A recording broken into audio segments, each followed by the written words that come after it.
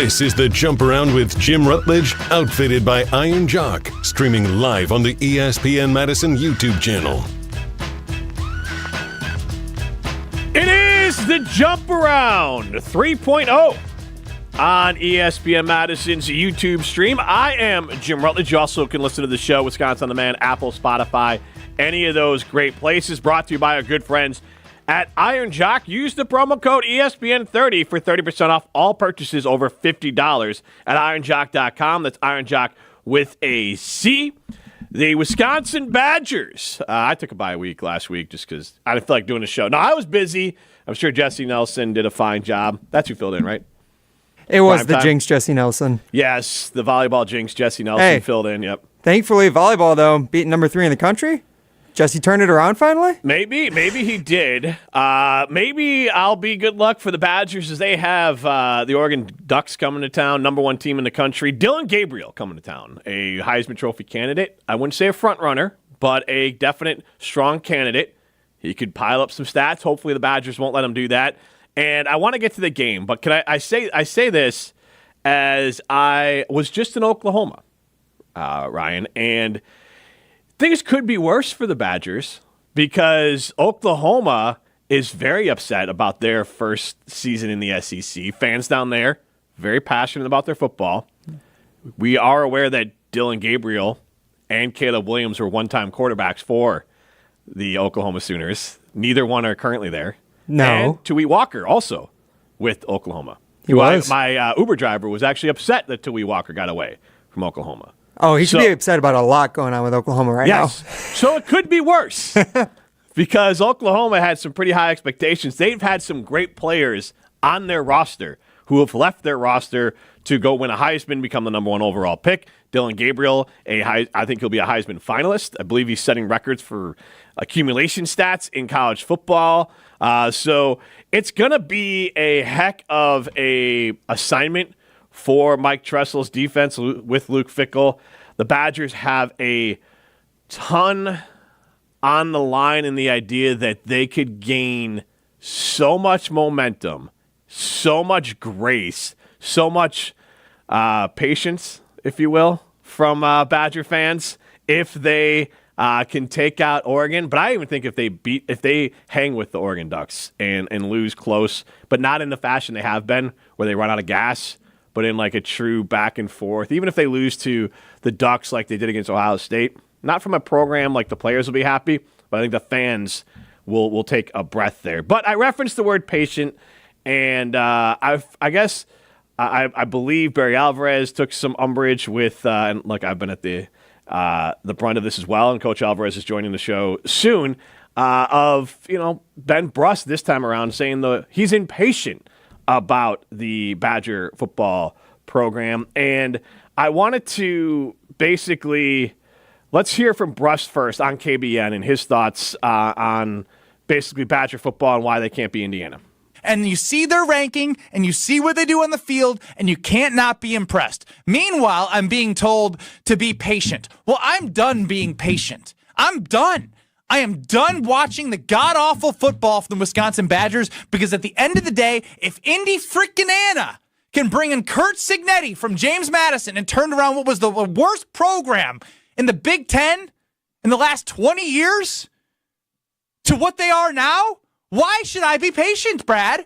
Former Badger alum Brad Nortman, why should I be patient? I'm so sick. I'm happy for the Indiana fans because that looks awesome.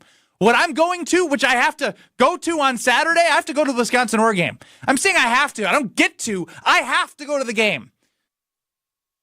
Can I bring up one point in that, first of all, you're not former Badger alum Brad Nortman. Brad is still a Badger alum. I just like to point that out. Just from I can't let that go. Like, Ben is on this rant where he's trying to sound super intelligent, and he calls Brad Nortman a former Badger alum. Look, I don't think anyone's ever claimed Ben Brust was intelligent or well-spoken. But also his rant's a year late. Like, Wisconsin should have gone on this run that Indiana is on now last year with last year's schedule. Indiana's not 10-0 with this Badger schedule. And I'm not going to sit here and give forgiveness for or say the Badgers should lower their expectations.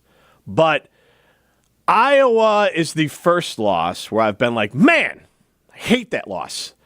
just from the idea that I hate Iowa, and I think Wisconsin needs to take that rivalry back and going back to owning it like they did for a long time when Bielema was here and a little bit into Paul Chryst. But even that one, if I looked at the teams flat on paper, I say, you know what? I don't think Wisconsin's playing quite to that level. And Indiana, look, this is the negative of last year. The Badgers haven't been able to build momentum. And Indiana's been able to build it, and winning, I think, begets winning. Like, the better you feel, the more confident you feel, the more likely you are to win. So then we had Big Cat came on KBN. We just have the audio for that, so I'm not going to play that. So let's hear from Barry Alvarez, who's going to be joining us soon. But let's hear from Barry Alvarez. We have back-to-back clips. Do we need to stop in between those, Ryan, or can we just play them back-to-back? We can take a quick intermission, 2-second intermission. It's just a little behind the curtain there. I want to make sure that I'm not putting too much on Ryan's plate there. I'll tell everyone about Simon Chevy and Mount Horeb in between the videos, but let's hear from Barry on KBN. I just went off the order here. I understand the fans' disappointment.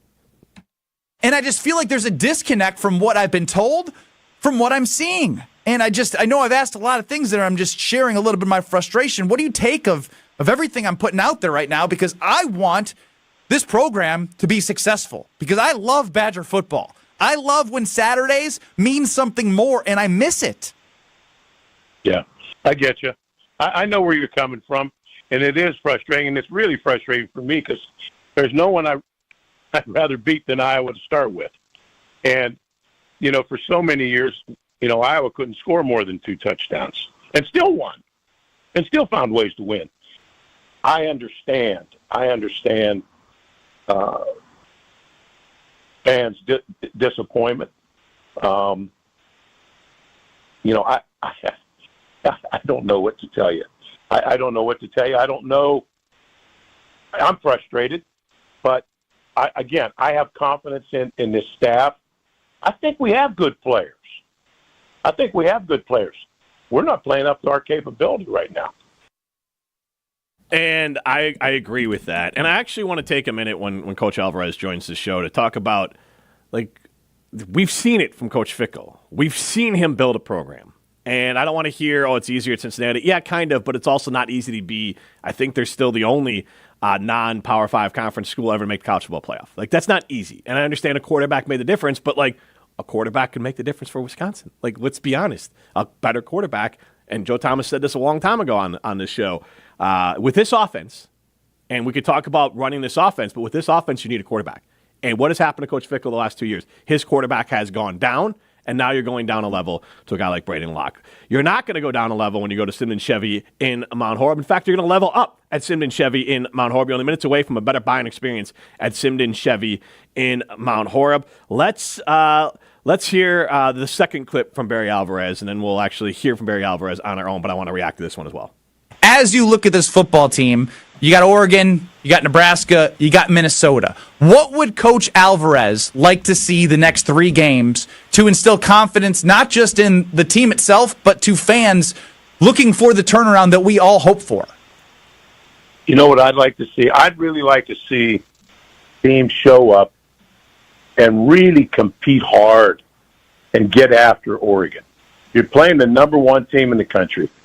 Instead of showing up and kind of pussyfooting your way in there and feeling your way around, get after the number 1 team in the country and show the fans and show the Wisconsin people that there's some fight in this outfit and that you're ready to compete and compete at the highest level. And right there is that's the secret to the sauce. When you hear Coach Alvarez talk, you know why. Tarek Solid, Derek Engler, who I hosted with forever, always spoke about how great he was. Melvin Gordon, who I've got to know over the years, and Chris Orr, who I'm texting with about the Chicago Bears, new offensive coordinator. He obviously a big fan of Coach Alvarez. We have Lamar Soup Campbell. I was texting in when I was telling people about Coach Alvarez joining ESPN Wisconsin. So obviously there's a lot of loyalty to Coach Alvarez, but you hear it right there. Obviously there's on the field stuff, but you can even tell off the field what Coach Alvarez brings to a program. So I'm excited to be talking to him on the other side. Let's take a quick break here, and then we'll be joined by Coach Alvarez.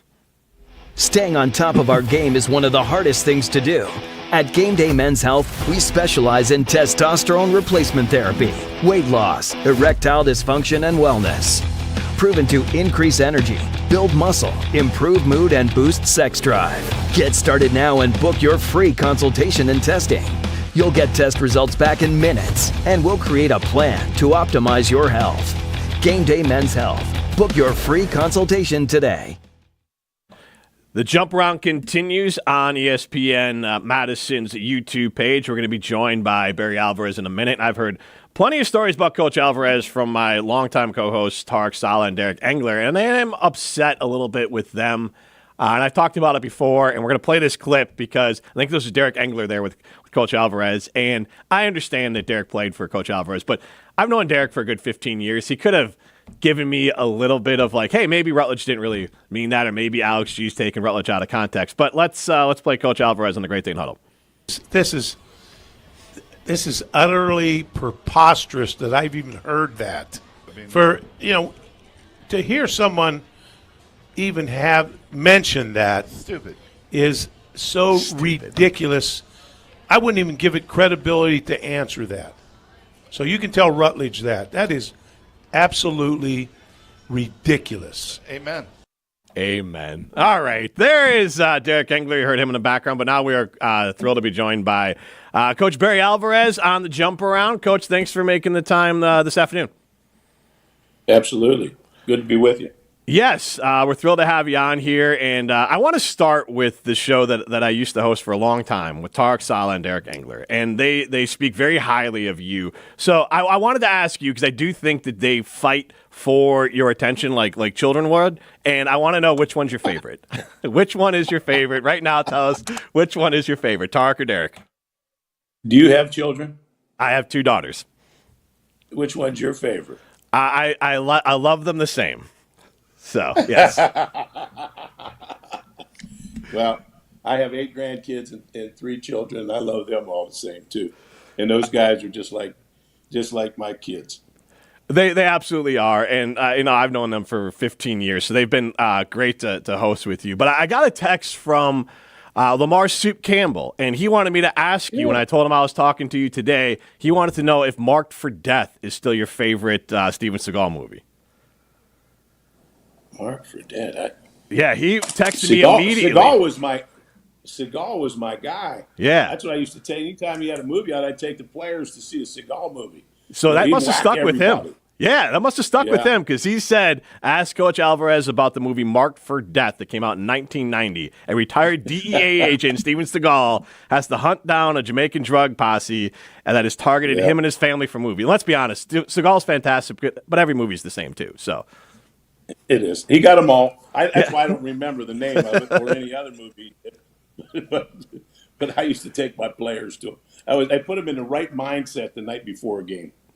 I like that. And actually, I want to get to the mindset the Badger football kind of has to get into, and you talked about it a little bit with KBN. But I also wanted to ask the question about, I'm unfortunately a Bears fan, but the Bears made a Badger-related move that Thomas Brown, former running back coach for a year here at the University of Wisconsin, has been promoted to offensive coordinator for the Chicago Bears, and he was running back coach for Melvin Gordon. I talked to Chris Orr about Thomas Brown. He said he was his lead recruiter. I know that obviously you weren't coaching at that point, but did you have any interaction with Thomas Brown? Do you know much about him? No, not really. I wish I could help you, but I can't give you any information on Thomas Brown. No, that's fine. I just was curious because he is only a one-year guy here with Wisconsin, and obviously a former running back at Georgia, and then has been in the NFL for a while as well. We're talking with Coach Barry Alvarez here, and the Badgers have a game, obviously a massive game coming up here against the Oregon Ducks, and it is a game that, Coach, I'm sure that if you were in Coach Fickell's shoes, you look at this as this is the opportunity to change the entire narrative about the program. Is that kind of how you're viewing it? Do you think that's how the coaching staff is viewing it? Is like, this is an opportunity, not a bad thing. This is a chance to prove who we are. Yeah, I said that on air last week. We played a lot of great teams. I remember us going up to play Penn State. They may have been second in the country. I'm not exactly sure. We weren't rated.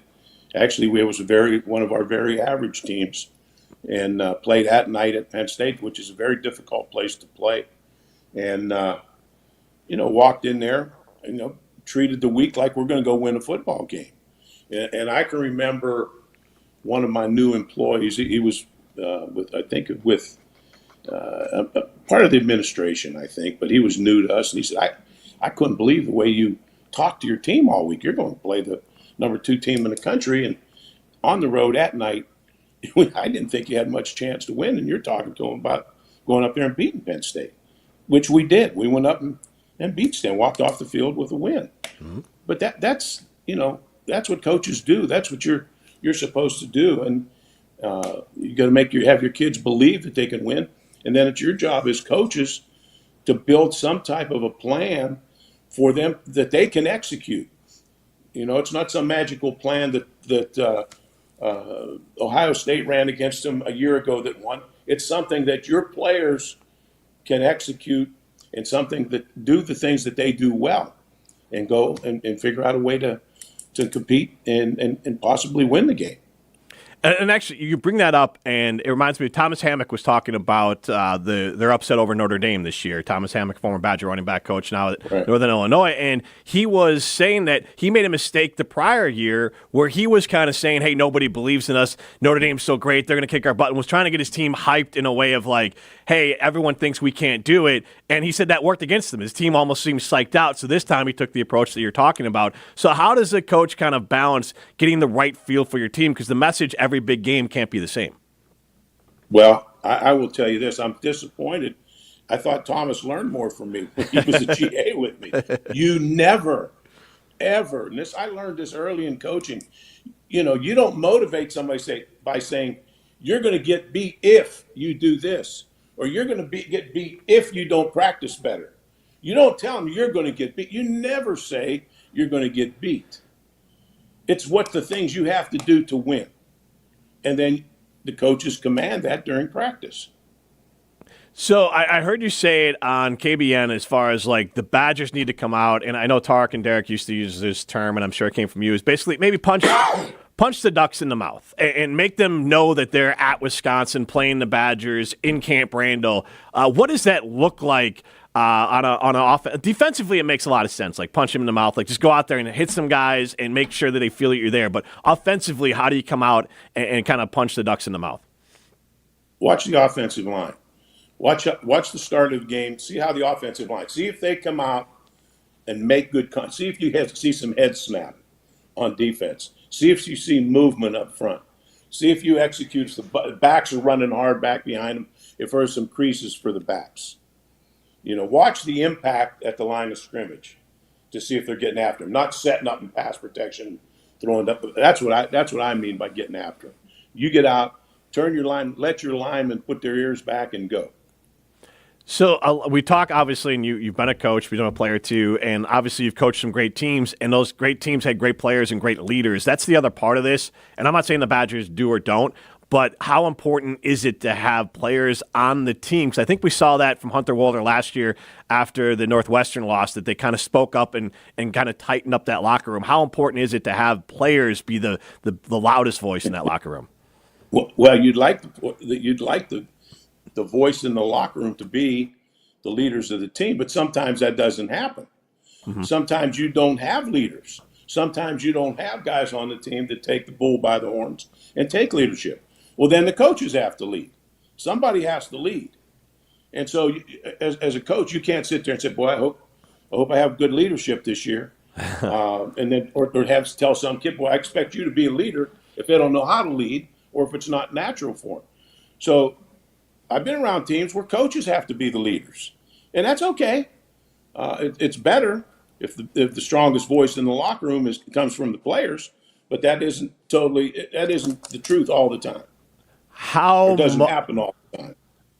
Yeah, and I think we've seen that. We don't see it often here at Wisconsin, but I think from time to time. And I'm not saying that's the case this year, but how much do you think, obviously Coach Fickell coming in and new staff and some newer players, but also the NIL mentality in college football, like do you think it's tougher to build that right culture of leaders and talented players in this more transient sort of college football landscape? Yeah, I think you'd be a fool not to say that comes into play. It obviously comes into play when when players can make money.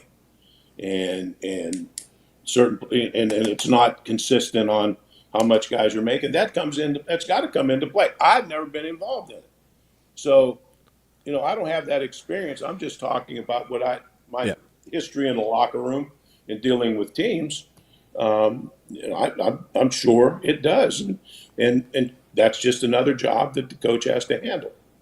And then I wanted to look at, because Coach Fickell has a track record of success, and obviously he played in the Big Ten, coached a little bit in the Big Ten. He knows what Big Ten football is, and Chris McIntosh, the AD, and I wanted to. Obviously, you've hired some coaches. What is the process? Because I think sometimes people are forgetting how much time and effort Mac put into Coach Fickell and what kind of track record Coach Fickell had being hired. So, how much time and effort and process, and how in depth is that hiring process that you've gone through when you've hired your coaches? Yeah, you know what? A good athletic director always has a short list that you could go to at any time. If something happens, if you have a crisis, boom, something happens, and you have to make a decision, that you have a pecking order. You have 3 or 4 people that you're ready to go hire. And it's obvious that Mac had a list, before he made a decision on Paul, that he had a list of people that he was going to go after or had contacted prior to see if they were interested in the job. And there's no one hotter in the country than Luke. You take a Cincinnati team into the playoffs. That's about as good as it gets. Then you look at at where he came from. You look at his pedigree. A good player, starter at Ohio State. He knows he played in the Big Ten. He knows how the Big Ten operates. He was an assistant there, so he knows the league. He played in the league. He recruited in Big Ten territory. He took his own program. He built his own program, ran his own program, and was successful there. So it's a slam dunk. So with that, with this new landscape here, and I think you did a good job of it, even in a different landscape of, as a head coach, it's more almost like a CEO, because obviously you changed the landscape as far as raising money for the program. You were out there almost like shaking hands, kissing babies, trying to make sure people were donating to the athletic department to get funds for newer facilities. There was that constant arms race there. So you kind of have to spread yourself thin doing a lot of things as a head coach of a college football program. That's probably only gotten harder. So the assistant coaches, and I'm not saying that the coaches are bad or not right now. I'm saying that how important is it to have assistant coaches that you feel like can run the exact vision you have for the program when you have to be doing so many other things nowadays as a college football coach? Well, coach still has to do everything, And when we first got there, we were trying to put people in the seats. Yep. The stadium wasn't full; it was empty. We needed money, and we needed people in the seats, and we had to build a product that would entice people to want to come and see. So, besides having to do a good job of recruiting, we had to go out and recruit our fans back, and we were working around the state and going to alumni groups all over the country. That first couple of years, selling the program, showing our vision of what we saw and what our plans were for the future, and getting people to support us and get behind us. And then while you're doing that, you've got to take care of your people on campus, the players that you have on campus, make sure they're doing right. You're building them in the off-season program, doing all those things, and recruiting and getting the right guys to run the future of your program. So it's a full-time job. It changes as your program evolves, the type of players that you recruit. Those things all change now. Now you've got to raise a little more money but we were raising money for facilities. Now they're raising money to pay the players. So we've been through that, going out and raising money. So yeah. I understand all of it. It's a tough job, but that's why they call you coach. Right, and that's what that's what I wanted your insight on it, because obviously you built this program up, and that took a lot of fundraising with the NIL. I think a lot of fans have frustration with it. I'm sure coaches and administrations have frustration with it.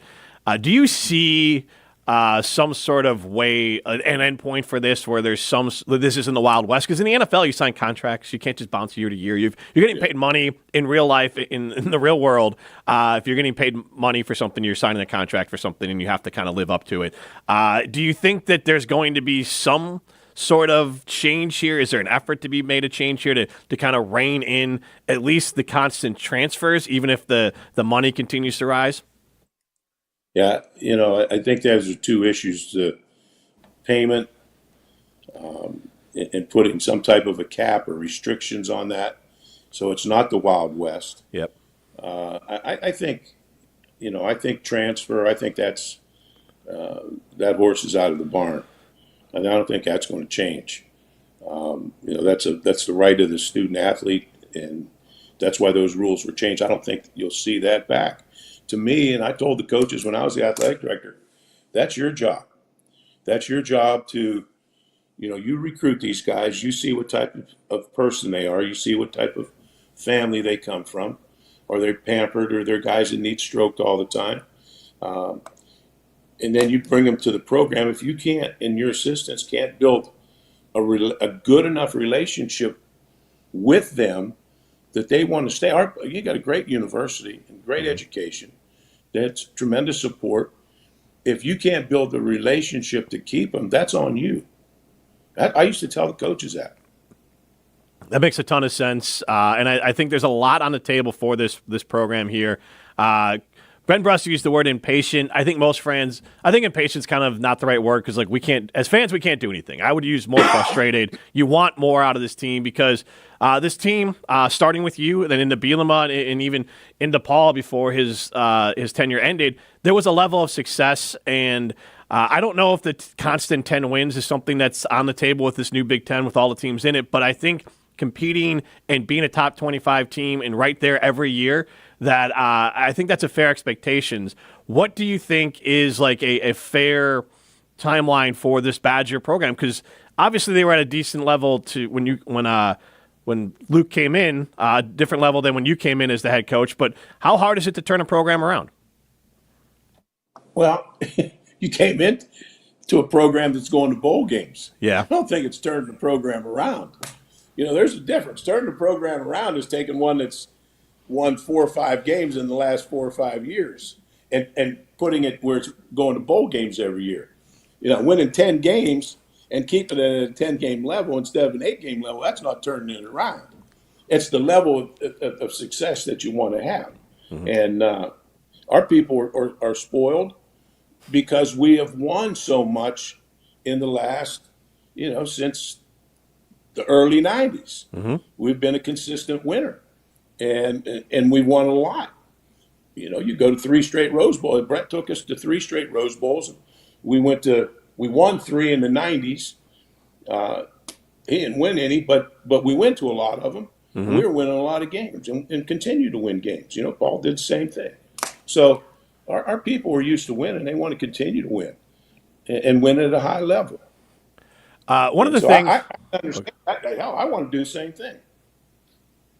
I think one of the things that fans are also used to is, and I understand the offense has changed, but running backs. And, we've been talking a lot to different, we have Melvin Gordon, James White, Monte Ball, all on. And I want to ask you this. We're going to set aside, because, one, I want to ask you this question, that Ron Dayne's going to be your vote for the greatest Badger running back of all time. Tell us what made Ron so great. Because it's surprising, but with each passing year, Ron Dayne seems more and more of a memory, but Ron Dayne helped change the complexion of Badger football and change the fortunes of it. And I think the greatest college running back of all time. So remind fans what made Ron so great.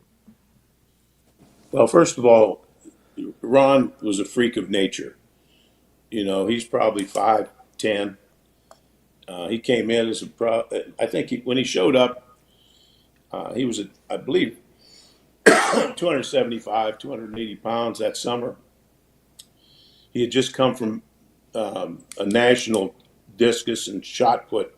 He was the champion of one and runner-up for the other. Broke national records and could throw it further than anybody in the country. That showed you the explosiveness and the athleticism that he had. And I'll never forget that first day. John Detman, our strength coach, came up. And our players worked out. I remember running 10-yard bursts.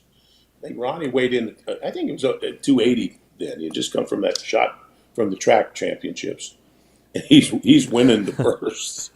and Detman coming in and saying, "Man, we got somebody special here." But he was someone that everybody recruited him as a fullback because of his body, because of his size. He was short and stocky, very powerful, but he could really run. He was very fast, had good vision.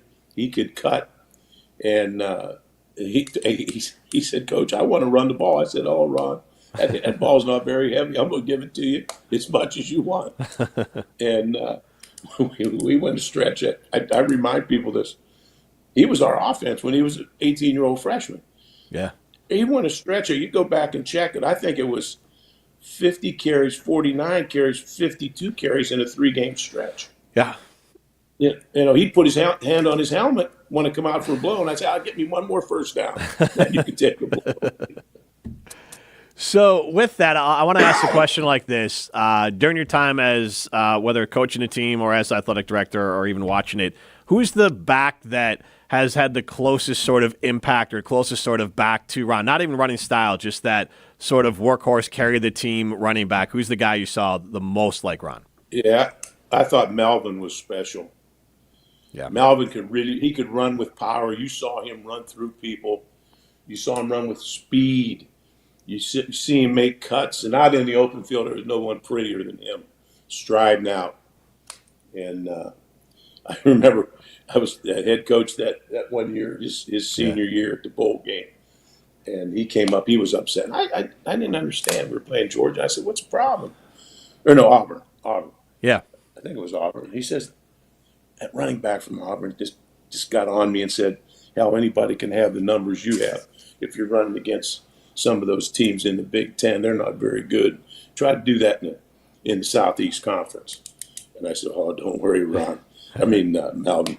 Yeah. I'm going to give you that rock, man. I'm going to lather you up in this game. You're going to be able to show him up good," which he did. Well, and Melvin, I believe, I know I've talked to him plenty of times, but I believe he said on this show that was his favorite game as a Badger. Just being able to go out and win one for you and carry the ball and kind of remind everyone that the Big Ten can go compete in the SEC. That was one of his favorite games, if not his favorite game as a Badger. Well, that's nice to hear. It's just reinforcing what he said right after the game or before the game. But that was great. He played super. Well, Coach, we'll let you go. We're thrilled to have you on the ESPN Wisconsin team, and thanks for joining the Jump Around. Okay. All right. My pleasure, guys. Have fun today. All right. Enjoy the rest of your day. That is Coach Barry Alvarez. We have the Kelly Sheffield Show premiering on ESPN Madison's YouTube coming up here in about 25 minutes. This has been the Jump Around 3.0.